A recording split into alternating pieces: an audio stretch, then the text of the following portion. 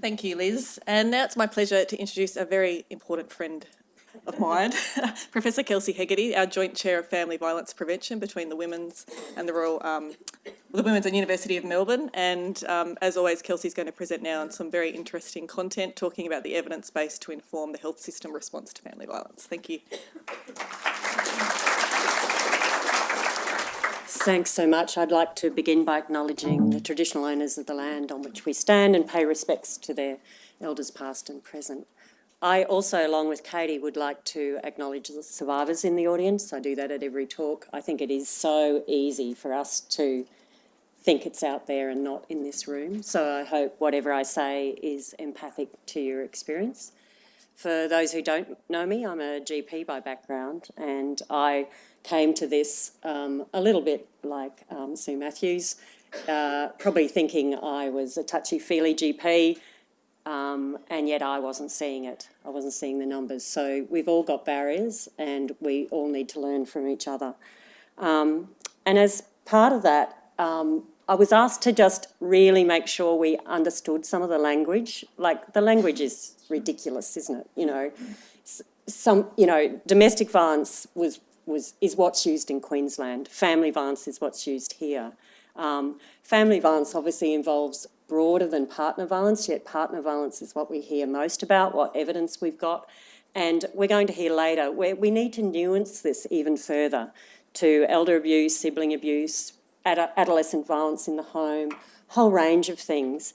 And domestic violence is usually taken to mean partner abuse or intimate partner violence, which is often seen as a spectrum for violence against women, which includes sexual assault, although the majority of sexual assault is actually committed, 3/4 of it, by someone known to the person and not a stranger. Just think about what we teach our daughters about. We teach them about being worried about out there.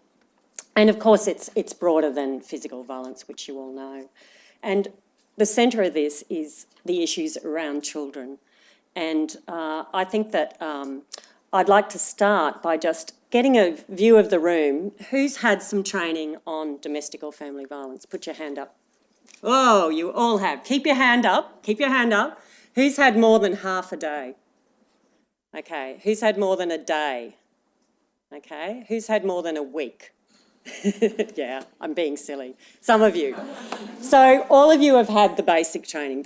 Well, most of you. And I think that that's really, when we talk later today in the panels, I think we really want to start to interact with you rather than just talk at you.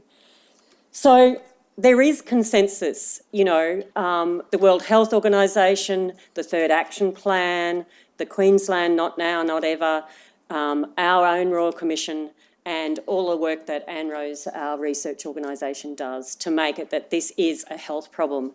And for me, this is a doctor saying, I had one just recently, how old was she? 7. And this mother was saying very clearly it's not affecting the kid. And yet she was a bedwetter and she had lots of the classic symptoms. She said, well, I hate it when mummy and daddy fight. And then I said, what do? I hide in the cupboard and I take Jack with me.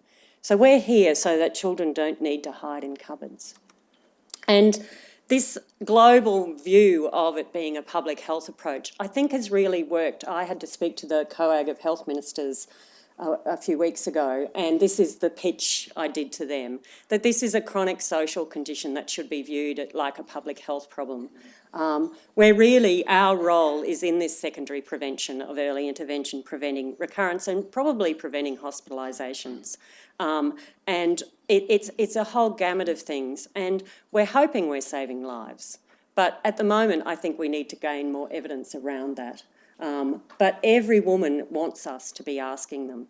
And obviously I've been travelling around the Royal Women's Hospital since I got here, convincing a whole set of people that it's more than physical trauma, that it's not just injury and death. It's psychological trauma as well, both mental health and substance abuse. But it's the fear and control that we think mediates the sexual and reproductive health outcomes, and the perinatal and maternal health is both physical and psychological, and low birth weight and prematurity and miscarriage. And that then leads to later life, particularly children exposed to non-communicable diseases, and for women, the somatoform. So any presentation, and some of you know that. If we look at I was also asked to put it in an international perspective. The Canadians do so much good work, don't they? Sometimes, they're so polite as well, anyway.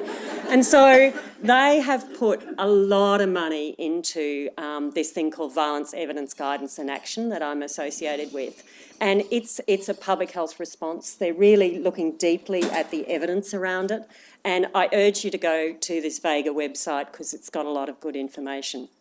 In the UK, this is a colleague actually working in general practice, but through the NHS, they're rolling out identification and referral to improve safety, where the really key thing is the link with the domestic violence worker advocate who does the training together, and that's a randomised controlled trial. And then New Zealand, of course, have had their violence intervention program for about a decade, and they do regular evaluations of it. And we're in some ways at the beginning and need to really step up to our evaluation. And in this Victorian context, we've just heard the issues around it. And we've got a lot of a busy space around Australia, but the key thing is, I think, this strengthening hospital response to family violence here. So I want you to turn to your neighbour next to you and talk about what stops you asking, because if you say that you ask every single person, I won't believe you, because I don't think anybody does that. So just have a little chat with each other for a minute.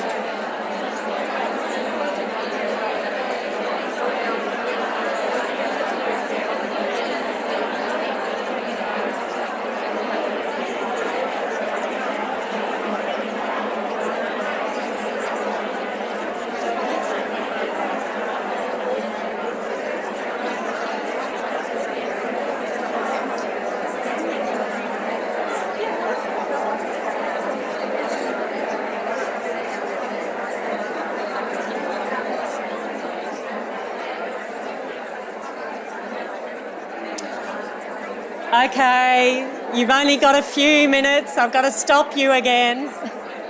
Hello. If everybody could stop again. It's always a problem getting you to start to talk. Can someone just yell out one or two reasons really quickly? Come on, just yell. Embarrassment. Lack of education. Social norms. So, what to do afterwards, partner attendance. Time, no privacy. Fear of embarrassment. Okay, we've covered, you're in good company. That's what, when you do surveys of health professionals and others and managers, that's exactly what they say. And so we need a system that will overcome all those things. We can't just say screen and antenatal care next week. We can't, because there are these enormous barriers that include the environment. And it's also health professionals' own experience of family violence. This is some work by Elizabeth McClendon, who's a PhD student and a social worker at the Royal Women's. And it's prevalent in our own lives as health professionals. 1 in 10 health professionals were fearful of a partner or had combined partner abuse in the last 12 months, 1/3 ever. They're probably the same, similar figures to the community, particularly, but less than a clinical sample. But a half of them had ever had violence by a partner or a family member once you include child exposure. And of those who've had experience, 1/5 took time off paid work, 1/3 work was affected by being unwell, and 1/10 attended work. So that's why later today we're talking about workplace support. But this also can be something that is worrying for people, that they'll be triggered by this. And I had the pleasure of being on the World Health Organisation guidelines group a few years ago, women from around the world. And we really looked at all the systematic review evidence, and there's been a few more trials, but not many. And I think that really what we drew on was really women's voices. like Katie's voice. And it really what we suggested was that women-centred care, which is what's suggested in the Strengthening Hospital model, case finding more generally, except for areas like antenatal care where we would screen. And case finding means look for the warning signs. There were some psychological treatments that helped. And, you know, particularly, and even in Katie's story, you know, when you're mentally disabled by the trauma, then it's really hard to protect yourself and your children going forward, although there are enormous strengths. And I think that's part of what the first line response should be.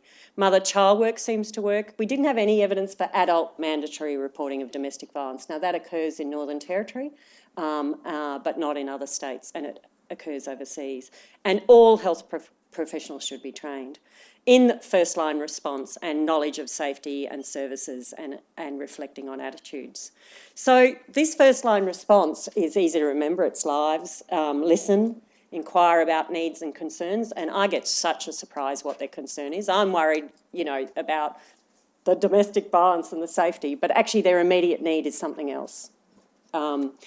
Validate, showing you understand and believe her and assure she's not to blame. Enhance their safety, discussing a plan and supporting her. And it sometimes might mean altering your processes so you're the person who can see her again. We were talking about in antenatal care that sometimes there's an ability to do that, sometimes there's not. But I think those things are important. And women really find it helpful. And it was, I guess, in some sense, a bit of a relief finding out it wasn't me, that these situations weren't normal. That's not how a relationship should be. The health professional went through and I hadn't even thought of that, any of that kind of stuff. How to be able to get in the car and leave, make sure my car wasn't getting blocked, having my bag and my keys in a reachable place that I didn't get trapped.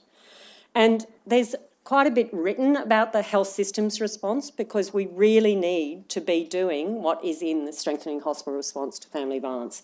There's leadership and governance around policies, there's workforce development about the training, including champions, the service delivery around protocols and referral networks, and you're going to hear more from Michelle in a minute, the coordination, the financing. Like, it's great that we're getting some resourcing, we need even more. And the piece that's tricky is the information system sharing and infrastructure, and there's a lot of work going around, particularly around the information sharing in Victoria. And we did a project called the WITH Project, which Women's Informed Trauma Health System, and we developed this model where there's lots of things you could do. That was a big list before, but the key things were that an organisation spends time relationship building across services. So there's time to talk and develop trust and a shared language. Okay, this was particularly around mental health and sexual violence services, who often do have different languages, but it's really important. The next is the classic integrated coordinated care of clear roles and responsibilities. The next one is an environment and workplace scan. We heard, you know, things around time and space and culture, and also the data systems to capture what people are doing. And then finally, the reflective system, where how do we get women's and practitioners' voices? Because I think we're used to talking about women-centred care. This one really brought to light, by speaking to women and to practitioners, the need for practitioner-centred service. So this is where we ask ourselves the questions, how does the work get done across services, and why does the work happen that way, and how could we improve that? So really focusing on that system at every level of what you do in this area.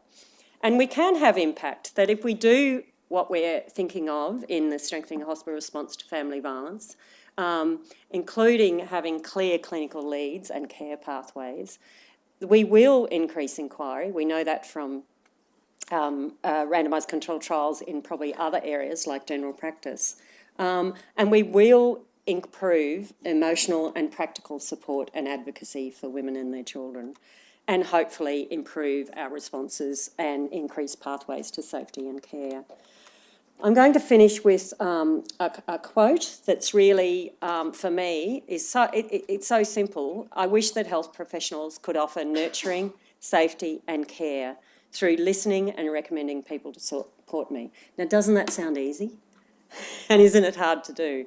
So I look forward to working with some of you over the next few years to really try and make a sustainable health system that can support the workers and can support the integration with the specialised community services as well. Thank you for listening.